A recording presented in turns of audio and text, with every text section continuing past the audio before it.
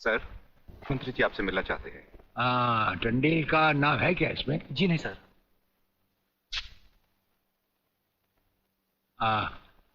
आज तो हम अपना एक एक मिनट दूसरों को दे चुके हैं, दम लेने की भी फुर्सत नहीं होगी। ऐसा करो, मंत्री जी को कल दोपहर के बाद की कोई भी अपॉइंटमेंट दे दो। Okay sir. Sir, you can't meet him today. अरे अंग्रेजी को मारो गोली और हिंदी में समझो। इस राज्य के मंत्री से मिलने के लिए उसके पास वक्त नहीं है। मैं पूछता हूँ वो हमारी खाता है या हम उसकी? इसमें आपकी और हमारे खाने की बात कहां से आ गई? ओह, तो ये है ब्रिगेडियर। आप यहां अचानक आ पधारे हैं और हम आज का सारा वक्त औरों को दे चुके हैं। आखिर हम सब जनता ही के तो सेवक हैं। कुर्सी मिलने पर ये समझ लेना कि सारी सरकार आप ही की है, इसे हम कैसे मान लें? आप मुझे ये न समझाएं कि सरकार किसकी है।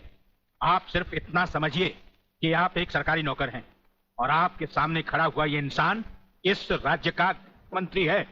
खादी के कपड़े पहनने से और टोपी लगा लेने से कोई महात्मा गांधी नहीं बन जाता।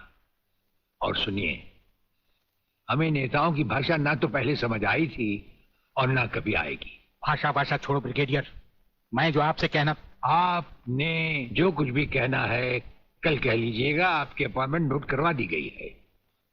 और एक बात ये भी याद रखिए कि हमसे बगैर अपॉइंटमेंट के कोई नहीं मिल सकता। और जहां तक हमारा ताल्लुक है, हम किसी से भी किसी वक्त भी कहीं भी मिल सकते हैं, हमारा जब दिल चाहे। शायद आपने वो लेटर नहीं पढ़ा जो सेंट्रल गवर्नमेंट ने आपको भेजा है। उसमें खासुल खास ऑर्डर है कि हमारे किसी भी काम में कोई भी दखल अंदाजी नहीं कर सकता। नमस्कार। नमस्कार।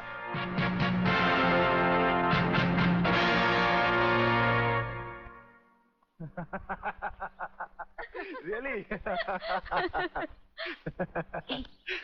ओए, हाँ, गुड मॉर्निंग अंकल। अरे अंग्रेजी को मारो गोली और हिंदी में बात समझो। हिंदी में तुम ये बताओ तुम्हारे पिता कहाँ हैं?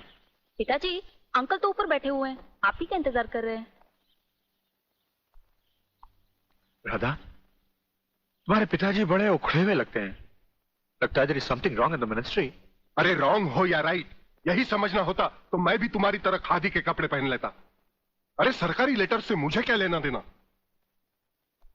देखो, तुम अभी से इतने ढीले पड़ जाओगे तो पूरी सरकार को भारतवर्ष से कैसे खत्म करोगे? वो सिर्फ एक मिलिट्री ऑफिसर है और हमें पूरी मिलिट्री फोर्स के साथ लड़ना है। भूल जाओ सारी बातें और फाड़ दो वो लेटर। देखो, उसका ट्रांसफर ना हो तो ना सही, उसकी बातें हमें पता न चले तो न सही, लेकिन उसकी मौत का बंदोबस्त तो मैं कर सकता हूं। प्रलयनाथ, वो मर गया तो ये नेता भी कुर्सी समेत जल गया, समझो। वो मरेगा भी और तुम कुर्सी के साथ जियोगे भी। अब किसकी बारी है जनरल साहब? ब्रिगेडियर सूर्यदेव सिंह की। मारे जाने वाले पुलिस के उन शहीदों की याद में ये ज्योत बनाई गई है जिन्होंने कानून की रक्षा करते हुए अपने प्राणों की आहुति दी। आज के इस समारोह के मुख्य अतिथि माननीय मंत्री श्री जीवनलाल टंडेल हैं।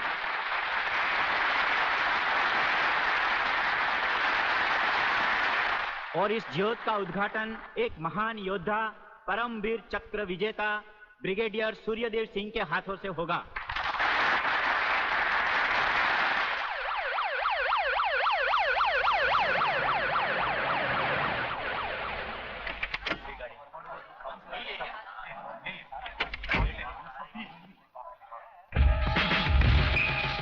Welcome, welcome. Please.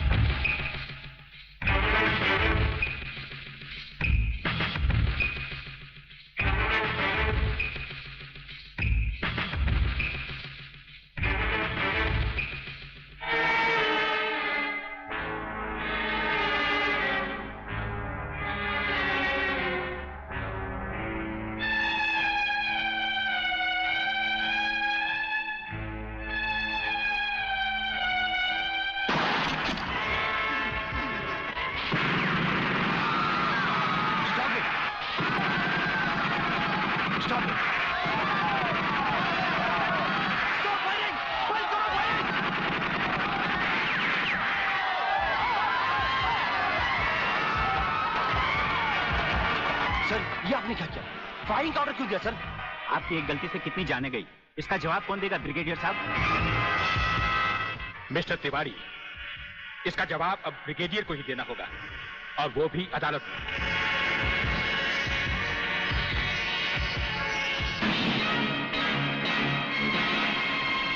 Your honour, शहीद स्मारक पर हुए गोलीकांड के जिम्मेदार ब्रिगेडियर सूर्यदेव सिंह ही हैं। इन्हीं के कहने पर गोली चलाई गई, जिसमें कई बेगुनाह लोग मारे गए। अब मैं अदालत के सामने कुछ ऐसे गवाह पेश करूंगा जो इस हादसे को साबित कर देंगे। सबसे पहले मेरे गवाह हैं municipal councillor mister M.K. Tiwari.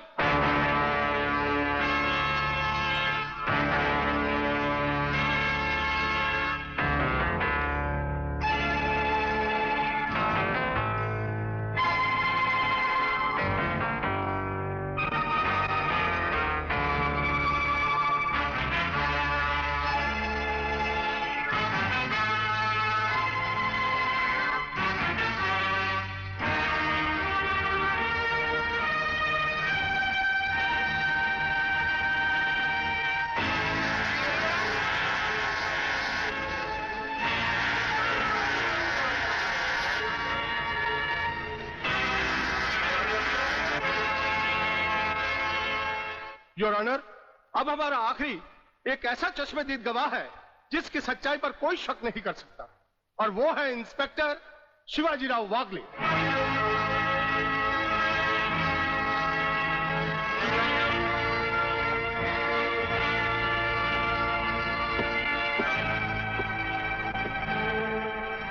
मैं गीता पर हाथ रखकर कसम खाता हूं, जो भी कहूंगा सच कहूंगा, सच के अलावा कुछ नहीं कहूंगा। जज साहब, शहीद स्मारक पर जो भी कुछ हुआ मेरी आंखों के सामने हुआ। मुझे इस बात का ताज्जुब है और अफसोस भी है कि ब्रिगेडियर सूर्यदेव सिंह जैसे जिम्मेदार और सुलझे हुए अफसर ने ऐसा कदम क्यों उठाया जिससे निर्दोष लोग मारे गए। इस हत्याकांड के जिम्मेदार ब्रिगेडियर सूर्यदेव सिंह ही हैं।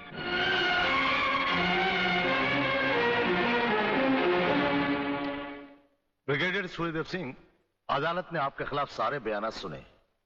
आप अपनी सफाई में कुछ कहना चाहेंगे या आपका कोई वकील है? हम अपनी डिफेंस खुद करेंगे, सिर्फ आपकी इजाजत चाहिए। इजाजत है? आप गीता पर हाथ रखकर कसम खाइए, जो भी कहेंगे सच कहेंगे, सच के सिवा कुछ नहीं कहेंगे। जज साहब, क्या अदालत को यकीन है कि गीता और कुरान या बाइबल जैसे पवित्र ग्रंथों पर हाथ रखकर जो गवाहियां दी जाती हैं वो सच होती हैं?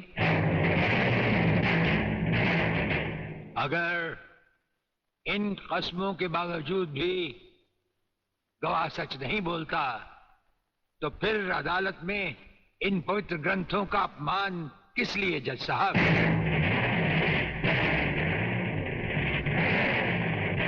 अगर फैसला ऐसे सबूत और गवाहों की बिना पर ही होता है जो पैसे से खरीदे जा सकते हैं, तो बंद करवा दीजिए ऐसे रस्म और रवाज जो कि झूठे हैं। ये मुकद्दस ग्रंथ हमारे धर्म और ईमान का ताज है, हमारी जिंदगी की बुनियाद है।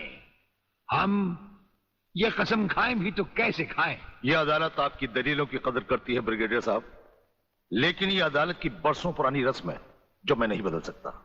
तो फिर हम भी अपने जमीर के खिलाफ नहीं जा सकते, चाहे वो अदालत हो या जंग का मैदान। आप अपना फैसला सुनाकर अदालत की रस्म को पूरा कीजिए। तमाम सबूत और गवाहों के बयानात को मद्देनजर रखते हुए यह अदालत इस नतीजे पर पहुंची है कि शहीद स्मारक पर बेगुनाहों पर पुलिस ने गोली ब्रिगेडियर सूर्यदेव सिंह के कहने पर चलाई। इसलिए यह अदालत ब्रिगेडियर सूर्यदेव सिंह को 1 साल कैद की सजा सुनाती है।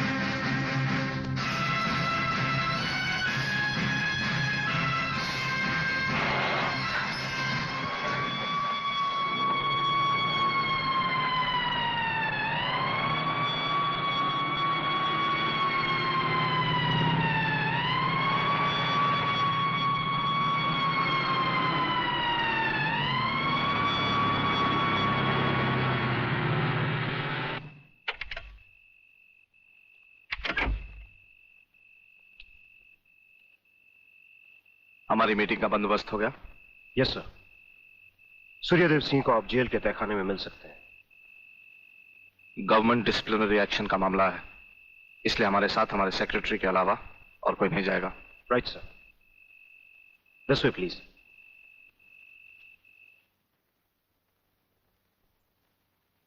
आप इधर उधर देखने की तकलीफ मत उठाइए मंत्री साहब, हम देख भी चुके हैं और सुन भी चुके हैं। यहाँ दीवारें तो हैं लेकिन इनके कान नहीं। आपका वागले से अलग हो जाना, वागले का भरी अदालत में आपके खिलाफ बयान देना, आपका गिरफ्तार होना भाई ये सब मेरी समझ में पूरी तरह से नहीं आया। इसलिए तो आपको हमने याद किया है। और जब कभी जरूरी समझा जाता है तो इंस्पेक्टर वागले इसी तरह भेस बदल कर हमसे मिलने यहाँ आते रहते हैं।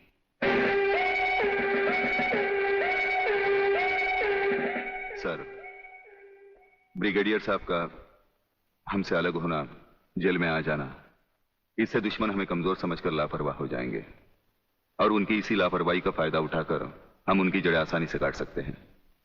हम जिन जराइम की तलाश में हैं, उसकी कुछ जड़ें इस जेल की चार दीवारी में भी पैवस्त हैं। उन्हें ढूंढकर निकाल कर हमें खोदना होगा। और मंत्री साहब, आपसे खास बात ये कहना थी कि हमारी गैर हाजिरी में इंस्पेक्टर वागले आपसे हॉटलाइन पर बातचीत किया करेंगे। ये जब कभी भी आपसे कहें, आप हमारे लिए रिहाई के ऑर्डर भिजवा दीजिएगा। ठीक है, आप जब चाहेंगे आपकी रिहाई के ऑर्डर्स भिजवा दिए जाएंगे। नमस्कार। Cheers!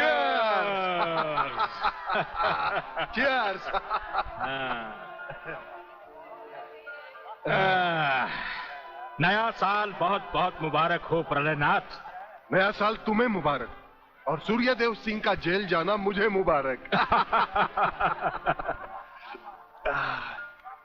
राधा बिटिया कहीं नजर नहीं आ रही। नजर तो तुम्हारा बेटा रसिक नाथ भी नहीं आ रहा। अरे भाई, इन नौजवान लोगों का हम बूढ़ों से क्या मतलब। मना रहे होंगे कहीं नया साल अपने जवान दोस्तों के साथ। प्लीज रसिक, ऐसा मत करो ना। अगर ऐसा नहीं करूंगा तो नए साल का सेलिब्रेशन अधूरा रह जाएगा मेरी जान। रसिक, तुम जानते हो मैं तुम्हारे बच्चे की माँ बनने वाली हूँ। माँ? यानी प्रेग्नेंट?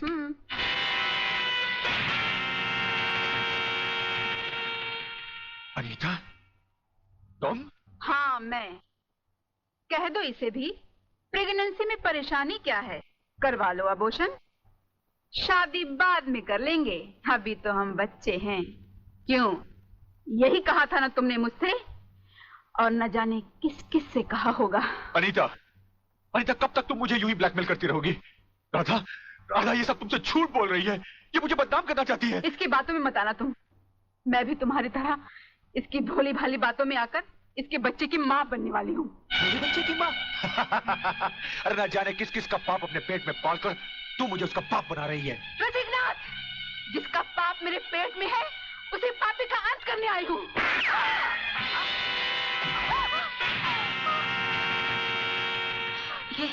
ये तुमने क्या किया रसिक? तुमने इसे मार डाला? तो और क्या करता? हजारों औरतें जबरदस्ती मेरे गले पड़ रही थी। आज मैंने तुम्हारी सही शक्ल देख ली है रसिकनाथ। अगर ये एक बाजारू औरत थी तो तुम भी एक बाजारू कुत्ते हो जो जगह जगह मुंह मारते फिरते हो। मैं आज तुम्हारा भांडा फोड़ कर रहूंगी। मैं अभी पुलिस को फोन करती हूँ। साली, ज्यादा समझदार बनने की कोशिश की तो तेरा भी यही आशा कर दूंगा, समझे?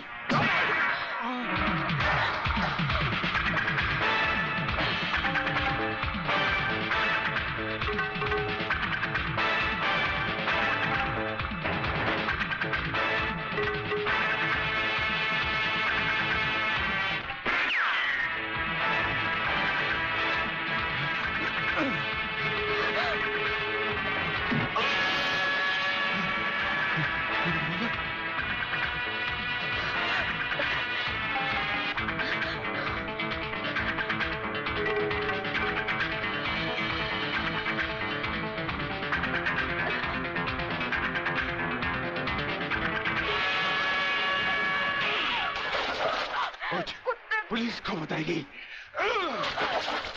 पुलिस को बताएगी। जिंदा रहेगी तो पुलिस को बताएगी ना। न रहे बांस न बजेगी बांसुरी। मैं तुझे खत्म कर दूंगा कमीनी।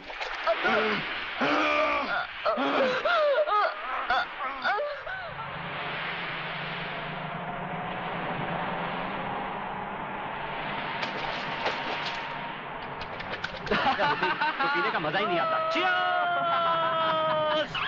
अरे क्या हुआ?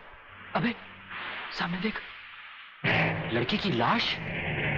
अरे नहीं यार, ये भी कोई हमारी तरह नशे और मस्ती में चूर लगती है।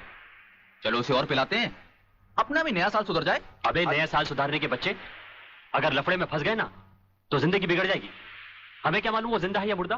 क्यों संजू? कुछ भी हुआ लोग, मगर इंसानियत के नाते उसे देखना हमारा फर्ज है।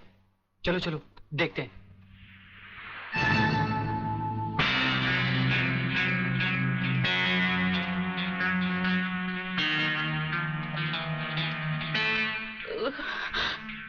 मुझे मत मारो प्लीज।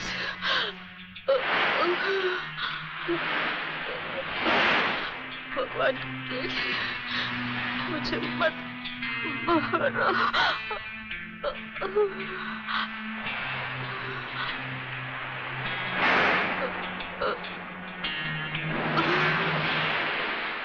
अरे ये तो फिर से बेहोश हो गई। लगता है किसी ने इसे बहुत मारा है। चलो इसे अस्पताल ले चलते हैं। डॉक्टर साहब। यस, क्या बात है? डॉक्टर साहब, ये लड़की बहुत सीरियस है, आप बचा लीजिए प्लीज। लड़की? कहाँ है लड़की? कौन है ये? हम नहीं जानते। तुम नहीं जानते तो इसे लेके क्यों आए हो? कहां से लाए हो? बीच से। ये हमें बीच पर बेहोशी की हालत में मिली थी। बेहोशी की हालत में?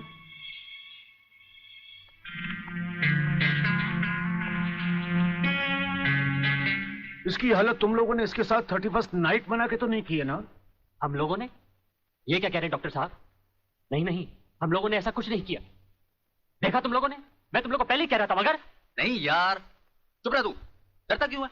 डॉक्टर साहब, ये वक्त इधर उधर की बातों का नहीं है। हम पर भरोसा कीजिए और जल्दी से इलाज कीजिए। बातों से समझदार मालूम होते और मुंह से शराब की बदबू भी आ रही है। लेकिन भाई मेरे ये मामला तो पुलिस का है। पुलिस? हाँ। मगर पुलिस क्यों डॉक्टर साहब? क्योंकि इस तरह के केसेस पुलिस में दर्ज करवाए जाते हैं। मैं इंस्पेक्टर को अभी बुलाता हूँ। इंस्पेक्टर नीचे बैठा है। डॉक्टर साहब, संजय। आप लोग बैठिए। इंस्पेक्टर, कहाँ गए वो लोग? साहब, हम लोगों को मार के वो दोनों भाग गए। क्या बात है डॉक्टर साहब, आप इतने परेशान क्यों हैं? इंस्पेक्टर साहब, पता नहीं वो 3 लड़के इस लड़की को बेहोशी की हालत में यहाँ लाए। मैं आपको बुलाने गया, इतने में वो भाग गए। भाग गए?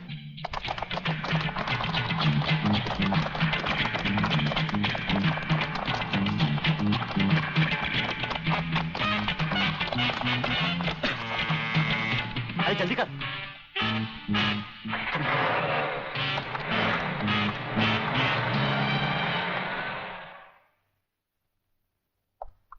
सर, ये है उस लड़की की मेडिकल रिपोर्ट। रेप केस है? नो सर, लड़की के पेट में 2 महीने का बच्चा है। लड़की को होश आया? No sir. उसका कुछ अता पता? अब तो उसके होश में आने के बाद ही पता लगेगा कि वो कौन है और उसके पेट में बच्चा किसका है। अंकल सेब अंकल। अरे अंकल सेब अंकल। अरे बेटे, अंग्रेजी को मार गोली और हिंदी में समझा। क्या बात है? काकाश्री, पिताश्री मेरे परलोक सुधारने का प्रबंध कर रहे हैं। अरे तो वो मेरी हत्या कर। तुम जैसी कमीना औलाद को मार डालना ही बेहतर होगा। देखता हूँ आज तुम्हें कौन बचाता है। प्रलयनाथ, तुम बीच में मत बोलो जीवनलाल। इस कमीने ने आज मेरी इज्जत मिट्टी में मिला दी है। मैं इसे जान से मारू। बात क्या है? क्या किया इसने? ये बात तुम मुझसे पूछो तो अच्छा होगा। अच्छा अच्छा, रुक जाओ, शांति करो। बेटे रसिक, चलो उठो, बताओ क्या बात है? अंकल, अंकल मैं। हाँ हाँ बोलो, डरो मत। अंकल मैं एक लड़की से मोहब्बत करते हो, यही ना? हाँ। तुम भी कमाल करते हो प्रलयनाथ। बेटे की मोहब्बत बर्दाश्त नहीं कर पाए, उसे मारने पर तो लाए। अरे मोहब्बत करना तो आजकल के नौजवानों का फैशन है। बात यह नहीं है जीवनलाल, सच तो यह है कि इसकी मोहब्बत के चक्कर में वो लड़की इसके बच्चे की मां बनने वाली। ओहो, तो इसमें कौन सी नई बात है? करवा दो शादी। और अगर लड़की अपने बराबर की नहीं है तो करवा दो एबॉर्शन। मगर जीवनलाल बात यह है। अरे यार, ऐसे मामले में बात कुछ नहीं होती। सीधी सी बात है, अगर वो लड़की नहीं मानती तो पैसे वैसे देकर अपनी जान छुड़वा लो, और अगर फिर भी नहीं मानती तो तुम्हारे लिए किसी की जान लेना कौन सी नई बात है। प्रलयनाथ, तुम तो खामखा उस लड़की के लिए अपने बेटे की जान के पीछे पड़े हो। दरअसल बात यह है जीवनलाल कि वो लड़की तुम्हारी बेटी राधा है।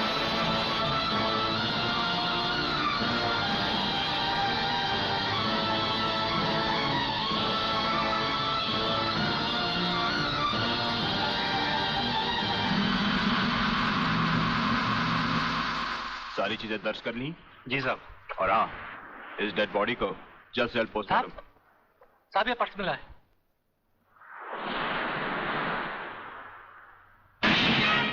संजय आर चौहान। मेरा पर्स बीच पर या अस्पताल में गिरा है। अगर वो पुलिस को मिल गया तो कहीं हम फंस ना जाए। नहीं यार, अरे जब हम लोगों ने कुछ बुरा किया ही नहीं है तो हम फंस क्यों जाएंगे? अरे मैंने पहले ही कहा था कि इस चक्कर में मत पड़ो, उल्टे फंसेंगे। लेकिन मेरी सुनी किसने थी? मैं कहती हूँ डर डर के कब तक ये बात सबसे छुपाते रहोगे। चलो माँ जी को सब सच बता देते हैं, सब ठीक हो जाएगा।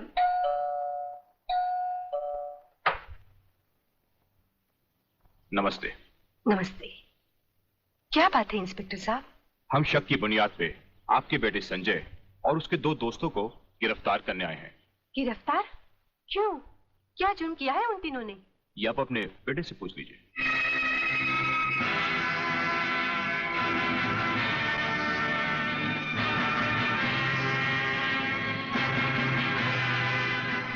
वाह गोटिया वाह, क्या खुशखबरी लाया है।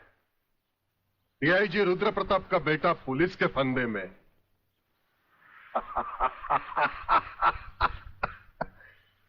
बाप ईमानदारी की मौत मर गया, अब बेटा कानून की मौत मरेगा।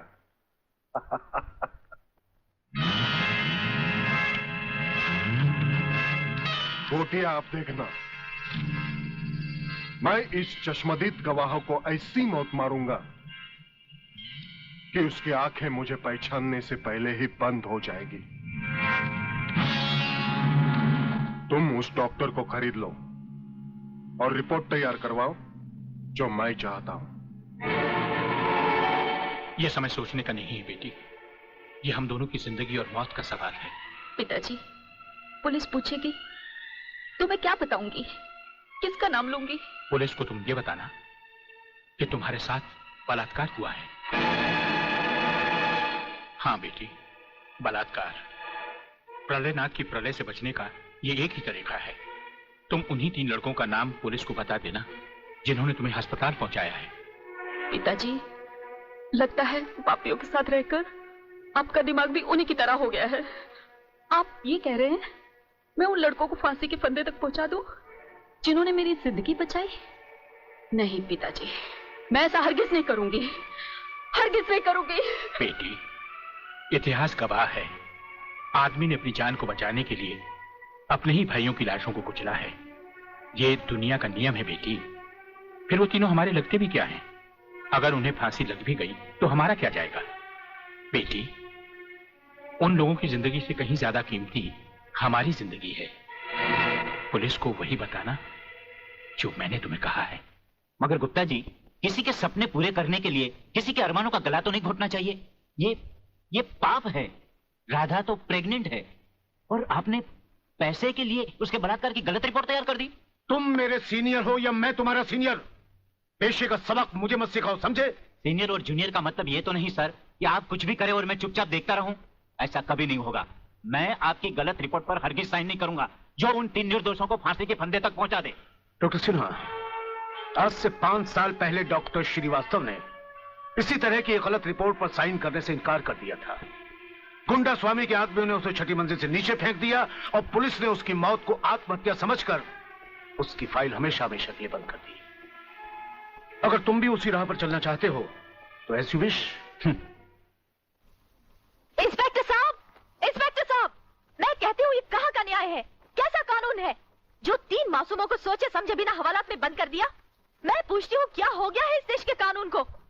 अगर पुलिस वाले इस तरह पुलिस स्टेशन में सोते रहे तो निर्दोष लोग जेल में नहीं जाएंगे तो कहाँ जाएंगे? उठो! कौन तुम? नींद की गोली खाकर सोया है या गांजे की? दिखता नहीं क्या? लड़की हूँ मैं, आलोक की बहन, जिसे तुम्हारे कोई बहादुर इंस्पेक्टर ने बलात्कार के जुर्म में पकड़ा है। कहाँ है वो इंस्पेक्टर? मैं उससे मिलना चाहती हूँ।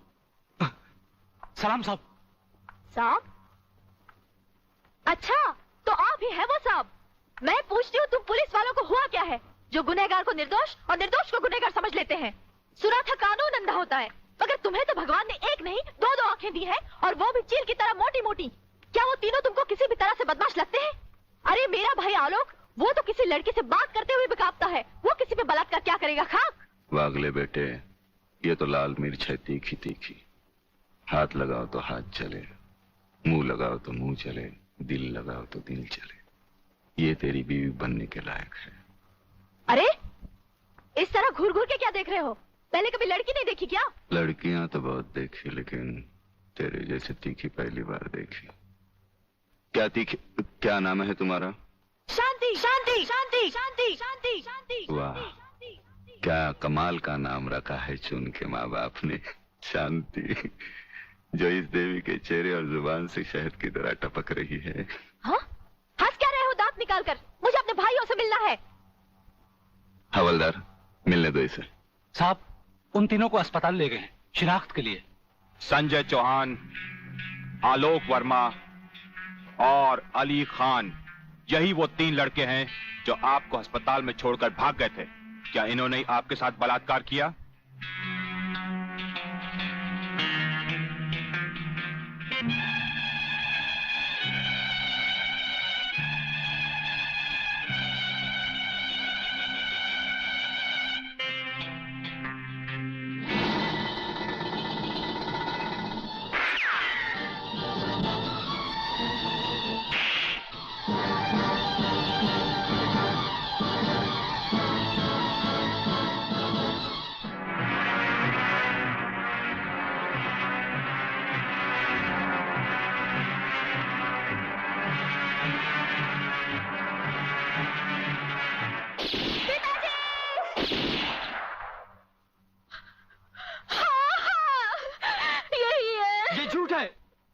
ये सरासर झूठ है।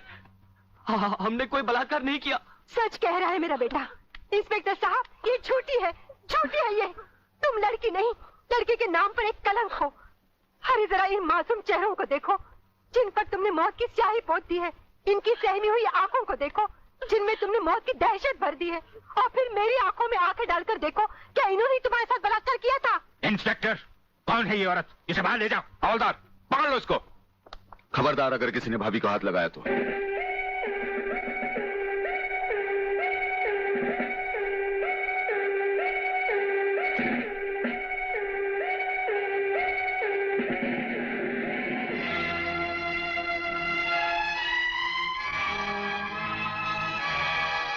इंस्पेक्टर फागले, आप जानबूझकर अनजान बन रहे हैं। आप अच्छी तरह जानते हैं कि ये डीआईजी रुद्र प्रताप चौहान की पत्नी है। याद है डीआईजी रुद्र प्रताप चौहान, जिनके अंतिम संस्कार पर आपने लंबा चौड़ा भाषण झाड़ दिया था, जो आज भी हम पुलिस डिपार्टमेंट के लिए आदर्श है, उनकी पत्नी है। तो ये भी किसी मामूली आदमी की बेटी नहीं है। ये इस राज्य के मंत्री जीवन लाल टंडेल की बेटी है। और जानते हो इन तीनों ने इसके साथ क्या नर्च किया है? कुछ नहीं किया। ये किसी की साजिश है जिसमें इन तीनों को फंसाया जा रहा है। लेकिन मैं भी दूध का दूध और पानी का पानी करके रहूंगा। हरिप्रसाद स्पीकिंग। जज साहब, मैं प्रलयनाथ गुंडा स्वामी बोल रहा हूं। Your honour, dancer miss Anita Chaudhary की लाश का समुद्र के उसी किनारे से मिलना और उसी जगह से राधा टंडेल के कपड़े और सैंडलों का मिलना, इंस्पेक्टर वागले को मिली हुई गोली और अनीता चौधरी के पेट से निकली हुई गोलियों का एक ही रिवॉल्वर से चला होना और उस रिवॉल्वर पर किसी और की उंगलियों के निशान होना, यह साबित करता है कि इस केस में किसी और का भी हाथ हो सकता है। इसलिए जब तक ये बातें खुलकर अदालत के सामने नहीं आती, मैं अदालत से दरख्वास्त करूंगा कि इन तीनों की जमानत मंजूर कर ली जाए। योर ऑनर, मेरे फाजिल दोस्त ने बड़ी आसानी के साथ कह दिया कि इस केस में किसी और का हाथ भी हो सकता है। लेकिन ये बात कहते हुए मेरे फाजिल दोस्त भूल गए कि अनीता चौधरी की लाश के पास संजय चौहान का पर्स भी मिला है। Your honour, miss Radha Tandel जिनके साथ बलात्कार हुआ, उन्होंने अस्पताल में पुलिस इंस्पेक्टर के सामने इन तीनों की शनाख्त की है। योर ऑनर, इसके अलावा डॉक्टर गुप्ता की रिपोर्ट मौजूद है इन तमाम बातों से जाहिर है योर ऑनर कि रेप और मर्डर इन्हीं तीनों ने एक साथ मिलकर किया है। लिहाजा मेरी कोर्ट से गुजारिश है कि इनकी जमानत किसी भी कीमत पर मंजूर नहीं की जाए। सरकारी वकील की दलीलों को मद्देनजर रखते हुए यह अदालत संजय चौहान, आलोक वर्मा और अली खान की जमानत नामंजूर करती है और इन्हें पुलिस की हिरासत में रखने का हुक्म देती है।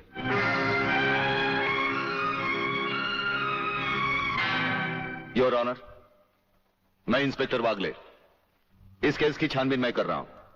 अदालत से इस केस के बारे में कुछ कहने की इजाजत चाहता हूं। इजाजत है। Thank you sir.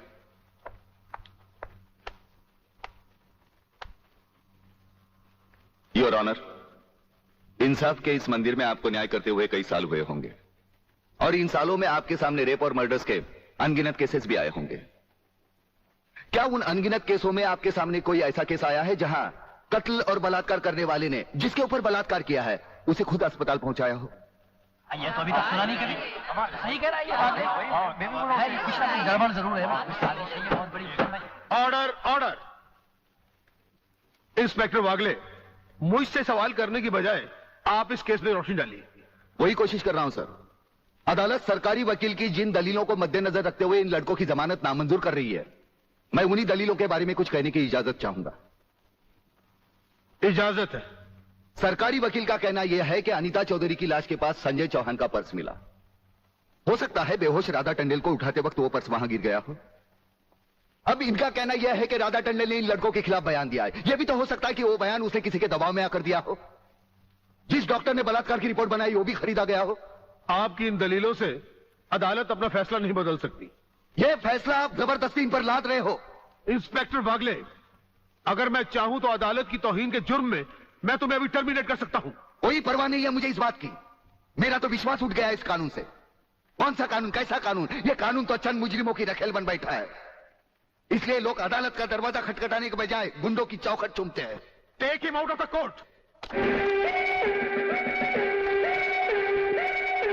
अगर जिंदगी में किसी से रिश्वत ना ली हो तो ही मुझे हाथ लगाना।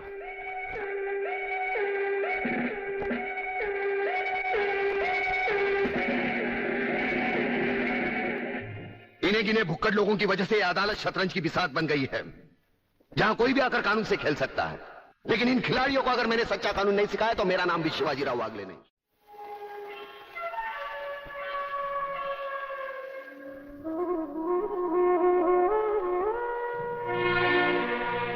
नहीं यार, इस तरह तो हिम्मत हार के हम बिना फांसी के ही मर जाएंगे।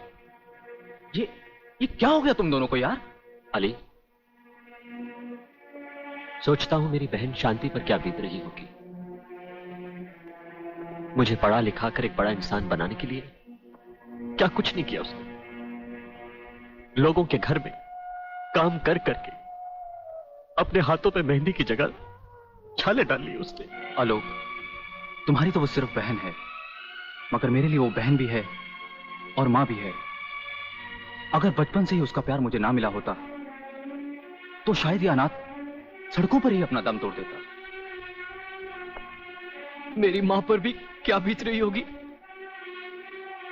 वो तो रो रो कर पागल हो गई होगी। अगर मुझे कुछ हो गया तो उसका भरोसा भगवान पर से भी उठ जाएगा। तुम इन 3 लड़कों के केस में कहां उलझ गए? हो सकता है इन बच्चों का केस महज इत्तेफाकी हो। इत्तेफाक नहीं है सर। ये कड़ियां भले ही अलग अलग नजर आ रही हो, लेकिन अगर गौर से देखें तो ये सब एक ही जंजीर की कड़ियां हैं, जिसमें एक न एक दिन जीवनलाल टंडेल, रसिकनाथ और गुंडा स्वामी की कलाइयां फंसेंगी। ये इत्तेफाक नहीं है सर, इत्तेफाक नहीं है।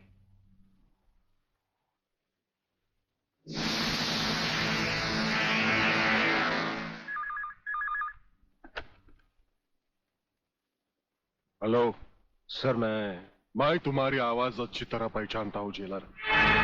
तुम वहां से कुछ नहीं बोलोगे, सिर्फ सुनो, क्योंकि जब से तुम्हारी जेल में सूर्यदेव सिंह आया है तुम्हारी दीवारों के भी कान हो गए हैं। मुझे वागले और उसकी मीटिंग का पता चल चुका है। वो 3 लौंडों के केस की सीढ़ी बनाकर मुझ तक पहुंचे। उसके पहले उसकी सीढ़ी के हर डंडे को काट कर फेंक दूंगा मैं। सुनो जी। मुन्ना और उसके खतरनाक खूनी साथियों को आज रात को पुलिस की वर्दी में जेल से बाहर निकाल दो और उनको समझा दो पुलिस स्टेशन जाकर उन तीनों लड़कों का बिल आत्महत्या के नाम पर फाड़ दें।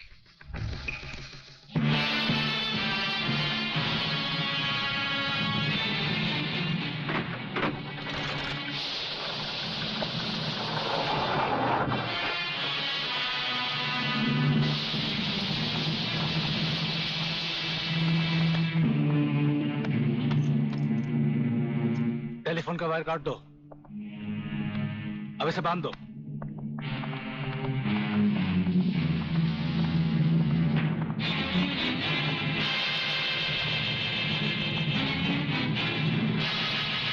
डरो मत, तुम्हारी जमानत हो चुकी है।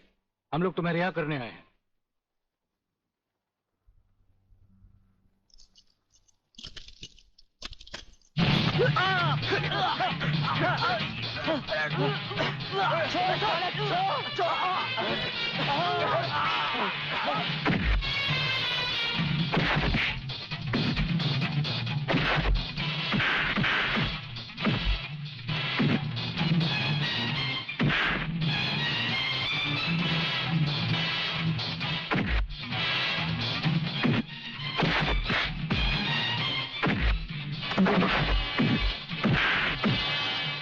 छोड़ना मत संजू।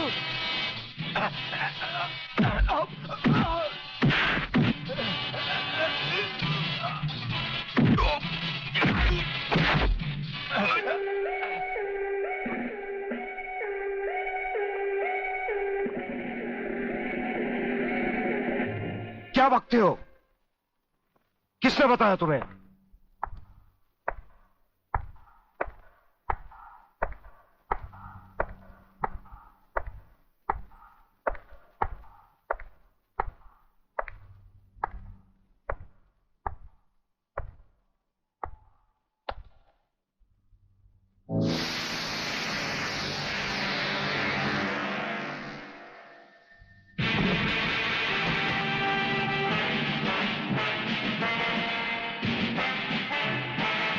कुछ ही देर पहले तुम जेल की कोठरी में बंद थे, फिर वहां से निकले कैसे?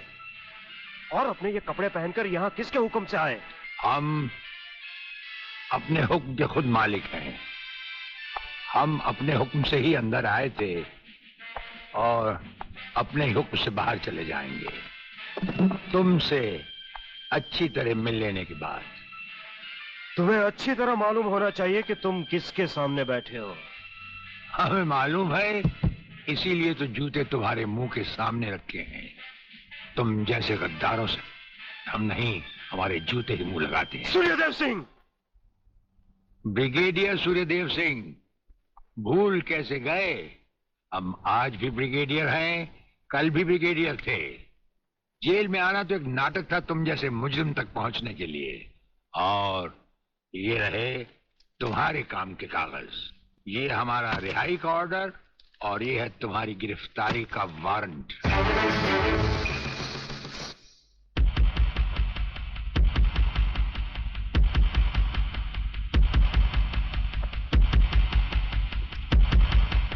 याद करो वो दिन जब तुमने ये वर्दी पहनने से पहले एक कसम खाई थी। याद करो। हम कसम खाते हैं कि हम पूरी ईमानदारी और वफादारी से देश और कानून की रक्षा करेंगे।